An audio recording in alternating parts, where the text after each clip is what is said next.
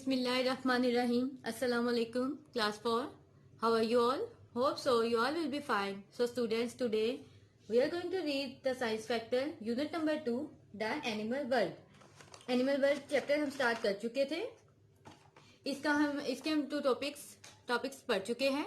Today we are going to read the page number 16, oxygen.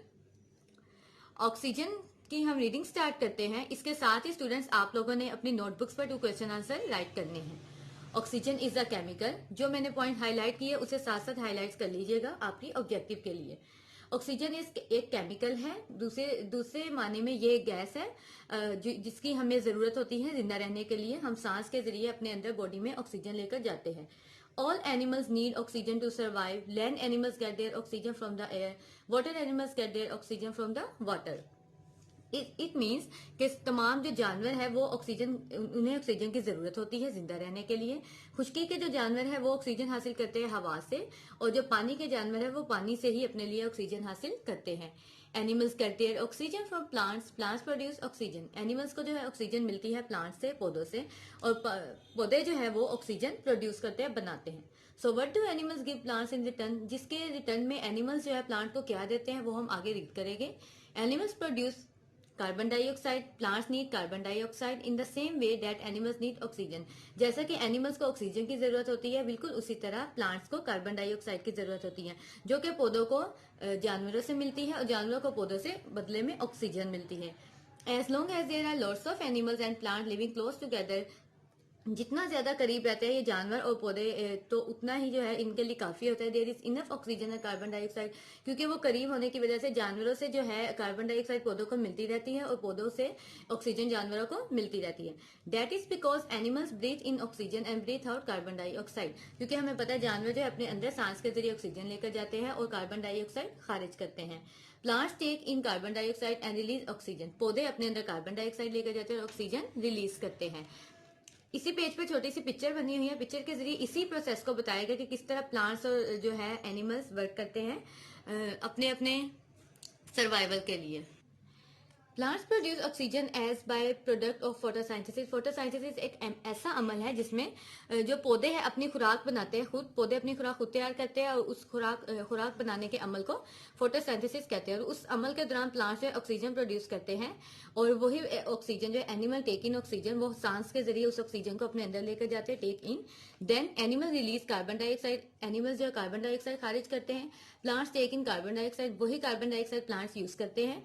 Plants use carbon dioxide to make their food through photosynthesis. और उसी अमल के दौरान जो उनका खुराक बनाने का अमल है उस अमल के दौरान प्लांट्स कार्बन डाइऑक्साइड यूज करते हैं जो वो जानवरों से लेते हैं. अगेन वो ऑक्सीजन खारिज करते हैं, ऑक्सीजन जानवर, और इसी तरह ये साइकिल चलता रहता है.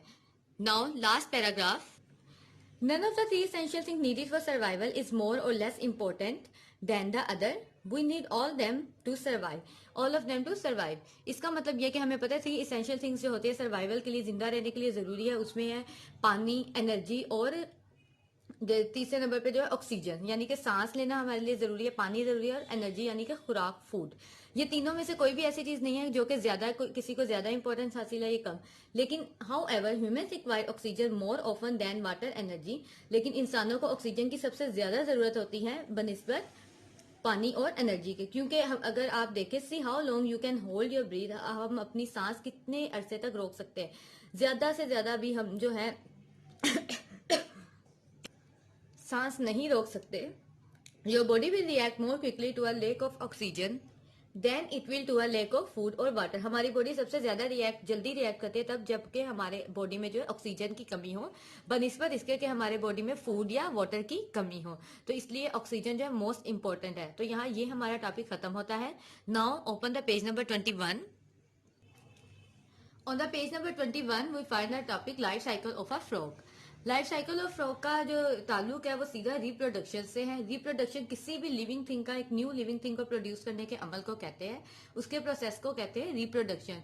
और रिप्रोडक्शन किस तरह होती है एनिमल्स में? कुछ एनिमल्स ऐसे हैं जो कि एग ले करते हैं, अंडे देते हैं. उस अंडे से जो है जब वो अंडा हैच होता है यानी कि टूटता है तो उसमें से जो उनके बच्चे निकलते हैं और step by step Aahista Aahista वो बच्चे ग्रो करते हैं, वापस वो एक जानवर बन जाते हैं. कुछ एनिमल्स ऐसे होते हैं जो कि खुद ही अपने ही अंदर, फीमेल्स एनिमल्स अपने ही अंदर अपने बेबी एनिमल्स को प्रोड्यूस करते हैं उनका प्रोसेस उसके अंदर ही चलता है, और जब उनके और कुछ टाइम अरसे बाद वो वर्ल्ड में एंटर हो जाते हैं, रेडी हो जाते हैं वर्ल्ड में एंटर होने के लिए। इस उन जानवरों को जो इस तरह से पैदाइश करते हैं अपने बेबी एनिमल्स की, उन्हें कहते हैं मेमल्स। और वो एनिमल्स जो कि एग देते हैं, अंडे देते हैं, वो भी दोनों तरफ उस अमल को कहते हैं फर्टिलाइजेशन। तो ये जो फ्रॉग साइकिल है, फ्रॉग का लाइफ साइकिल है, उसका ताल्लुक रिप्रोडक्शन से ही है। सबसे पहले एग, यानी कि एग की पिक्चर आपके सामने है। The female frog Lay's the eggs in water. Female frog जो है मेंढक, यानी कि वो पानी में अंडे देती है। इस सूरत में सेकंड नंबर पर टेडपोल बन जाते हैं। The eggs hatch into tadpoles. अंडा टूटा और उसकी जगह क्या आ गया? Tadpole.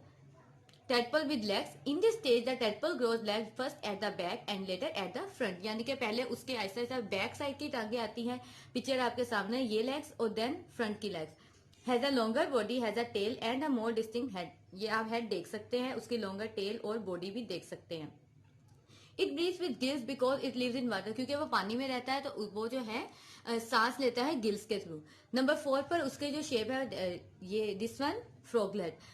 In this stage the froglet breathes with lungs and still has some of its tail. इस स्टेज पर उसकी कुछ टेल रह जाती है, बाकी जो है वो ब्रीथ, उसकी जो सांस है वो लंग्स के थ्रू लेना स्टार्ट कर देती है।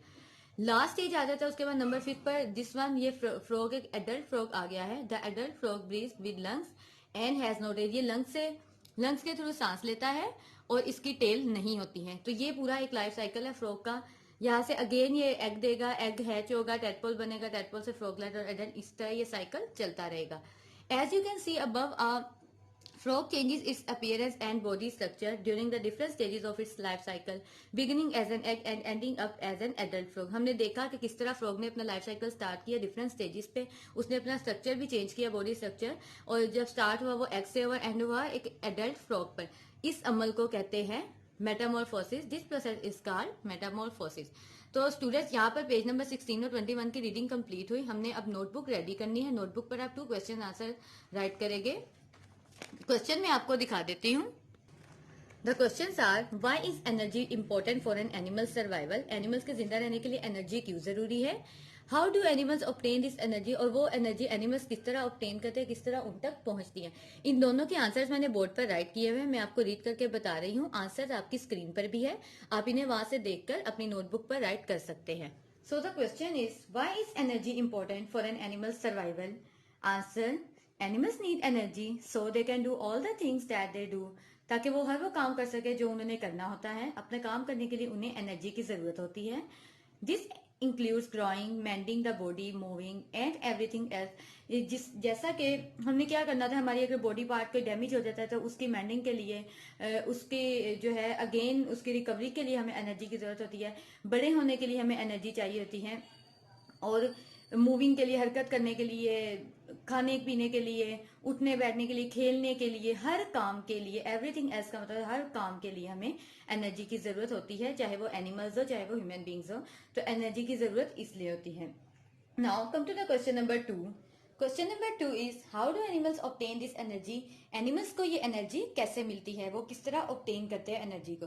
तो नंबर 2 का आंसर आपके सामने बोर्ड पर है। Energy comes from sun but it is pass from one living thing to another living thing through food. Energy actually में जो बेसिकली है एनर्जी आती है, वो आती है सन से।